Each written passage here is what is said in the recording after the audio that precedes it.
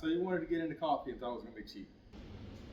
So I think our coffee setup for just like Chemex is probably around 500 bucks for everything. But we can get you in for less than that. To cut some corners, we'll kind of go through where it's good to cut, where it's not good to cut, and we'll start from the beginning and then kind of work our way through the brew process and talk about the equipment like that. So to start out, you're gonna need a grinder. For any kind of good pour over method, you want freshly ground beans and you want to have a quality grinder. This is not where you want to cut. This is about a $300 grinder, but I wouldn't recommend starting with this one. I would recommend starting out with the Baratza Encore. The Baratza Encore you can get at Seattle Coffee Gear from around 120, I believe, to 150. It's a great grinder. It's the same as this one. It's got good quality burrs. It's probably gonna be a little bit dirty in here, but see, that's what you want. You want a burr grinder. It's basically gears that face each other. You can adjust the grind setting and it spaces the gears. Don't get a blade grinder. You're wasting your money with the blade grinder. And don't get a cheap one because a lot of times they'll call it a burr grinder, but in reality it's like a hybrid burr grinder. It still has a blade. We had a Mr. Coffee one like that. Don't go cheap with your grinder. You can also get good grind from a hand grinder. This one's a Java press. Take my word for it, you will get sick of hand grinding coffee. We started with one of these after the blade grinder. It works. Like I said, you're gonna get sick of it. I actually took the handle off and put a drill on it because I got tired of it. That will avoid your warranty.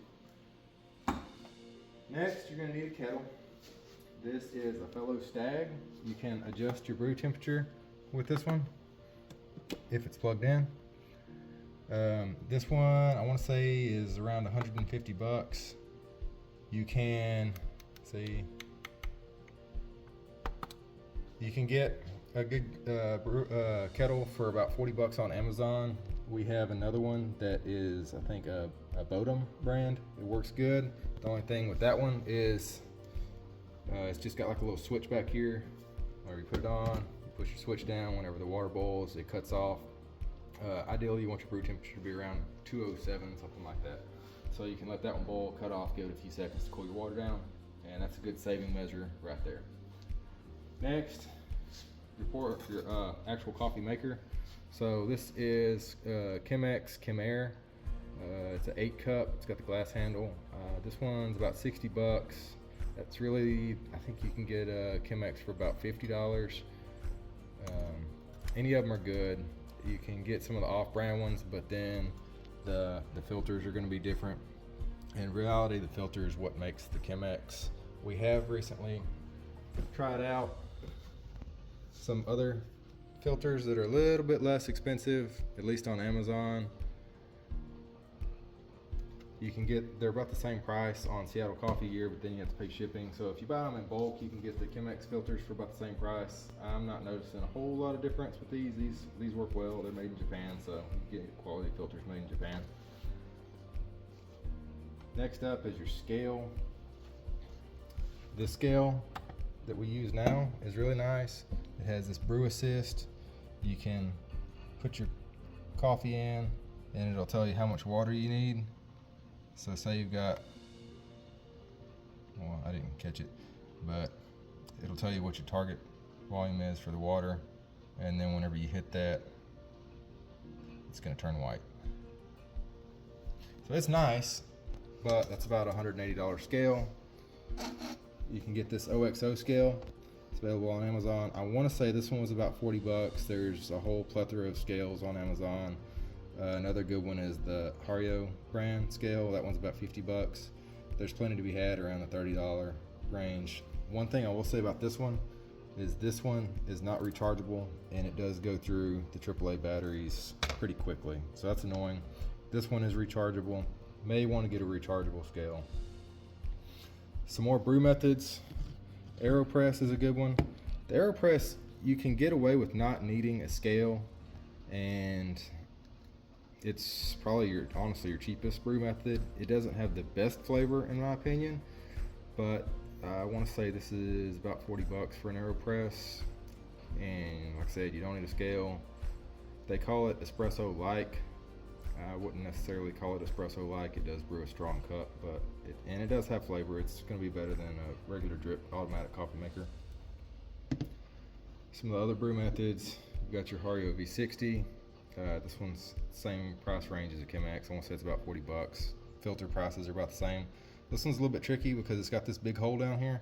So the water pours through really quickly and you have to get your pour speed dialed in right, or otherwise you'll end up with either weak coffee that tastes sour, that's under extracted, or you can over extract it if you pour too slow and then you'll end up with bitter coffee. Something like Hario Wave, the ones that have the little holes drilled in the bottom, these holes are nice because they kind of control your pour speed, so it makes it a little bit easier. While the Chemex has the big hole, the filters are thick, so the filters actually control your pour speed with the Chemex, so it's hard to mess up a Chemex cup. And then there's some other ones. This is like a V60. This is called a switch, and you can either brew it like a regular V60. It has a little ball in there that you can push down or let up the lever, and it'll stop the hole, and you can like brew it immersion style, or I haven't really played with that one a whole lot. So if you get a cheaper scale, you still get a good grinder like the Baratza Encore. You get about a $40 kettle. I believe I did the math and you could be all in for about 200, 250 bucks. It's still a lot, but I think that's about a month and 10 days worth of stopping at a coffee shop. So it's up to you. You want to brew in your house, have quality coffee, you can do it. And then if you really want to step up your game, you can get into the espresso machines. This is a good entry-level espresso machine. I want to say this one you can get on sale pretty easily for around 300 bucks. It's got a pressure gauge, so you can kind of monitor your pressure. You can do single cup or single shot or double shot, and you can also kind of adjust how much volume goes through, so you can actually get away with using an aftermarket portafilter. And this is a triple shot. Works good. It comes with